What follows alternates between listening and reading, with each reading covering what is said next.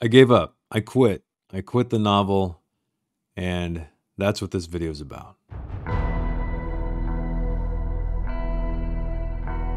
The Only Good Indians, the new horror novel by Stephen Graham Jones. Now, I had seen Stephen Graham Jones pop up here and there with some of his other books. I haven't got a chance to read any of them yet. With all the acclaim I saw from this one, which I'll just throw some up here, and the cover was great. It had this subtle, horrific vibe to it, and it sounded like it was going to be something gritty mixed with social commentary, maybe.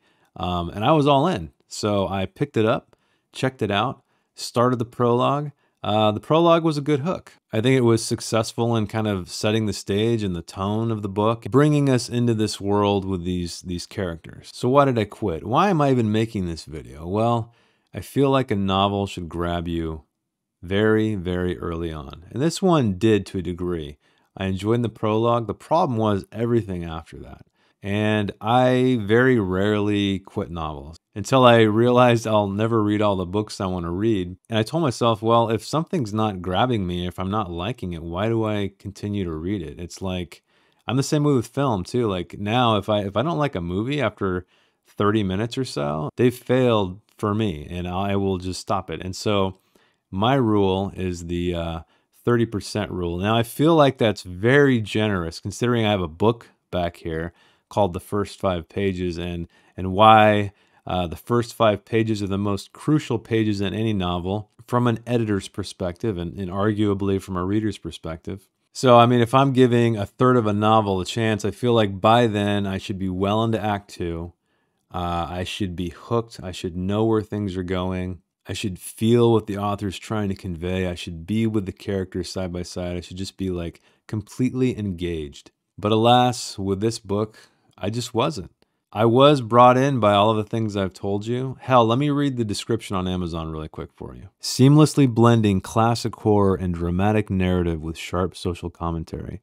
The Only Good Indians follows 4 American Indian men after a disturbing event from their youth puts them in a desperate struggle for their lives. Tracked by an entity bent on revenge, these childhood friends are helpless as the culture and traditions they left behind catch up to them in a violent, vengeful way. Sounds pretty cool, right? Yeah, that does sound pretty cool. It's a great marketing blurb, but the novel just didn't live up to it for me. I kept waiting for something to happen. Now, there are some things early on, and I don't want to spoil it if you're planning on reading it, so I'll try to be as spoiler-free as I can. But there's some little things that happen early on, and if you've read any horror novels or watched any horror movies, you know that there's always something odd that happens in the beginning and it starts to get inside the head of the character. And things start to get darker and progress as this character or group of characters just get deeper into the story. This one, however, just didn't really. I mean, I figure this novel is over 300 pages long. That means I gave this novel, I actually ended at 35%. I have it on Kindle. And that is more than 100 pages. So you'd think after 100 pages or more than 100 pages, I should be hooked. I wasn't. There was literally like one element that I found compelling in a horrific kind of way in that 35%. And I feel for a horror novel that just is unacceptable. I want to have this dread build. I don't want to be left out just for like a good third or even half of the book before things get going. I mean, a lot of novels suffer from a slump in the middle, and this one just was kind of a decent intro, a decent prologue, and then just this flat line, and then with like a little blip on it, really. So I really want to know what other people saw in this book. Now, one thing I will give the author, he is a fantastic line-by-line writer. He paints a beautiful picture. It's very readable. It's very creative, and I will give him all of the credit for that.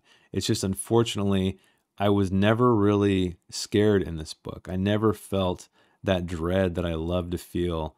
And it felt like to me that this novel was really going in that direction. It was going to be a slow burn, but it was going to be a compelling slow burn that would at least kind of, you know, get its claws in you and slowly push them deeper until things really revealed themselves. So I kind of want to make this a quick video for those of you who are considering reading it and maybe understand that, look, in 35% of this novel, I was not very entertained. I was not taken in by the story. I was not taken in by the characters. That's another thing. The characters here, they're not particularly interesting.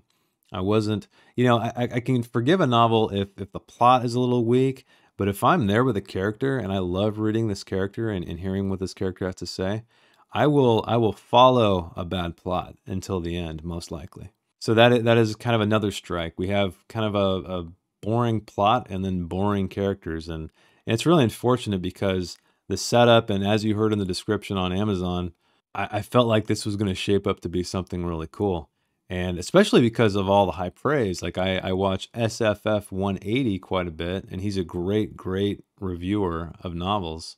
And he enjoyed this one. And I can't tell you on how many lists I've seen this pop up of best horror novels of 2020. So I don't know. Am I missing something? Did I stop right before it got good?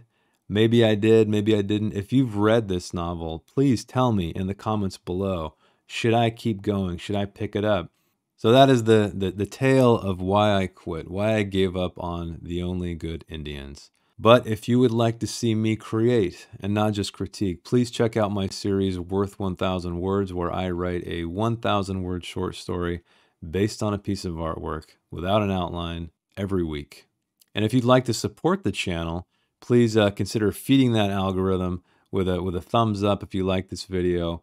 Comment down below. And seriously, I would love to know if you've read this book, if you finished this book, if you disagree with me, or if you felt the same way. And another way you can support is I wrote a book myself. You can get it for free on Amazon and any platform out there. And I'll put the link down in the description below. And thank you for watching, as always, and I will see you in the next one.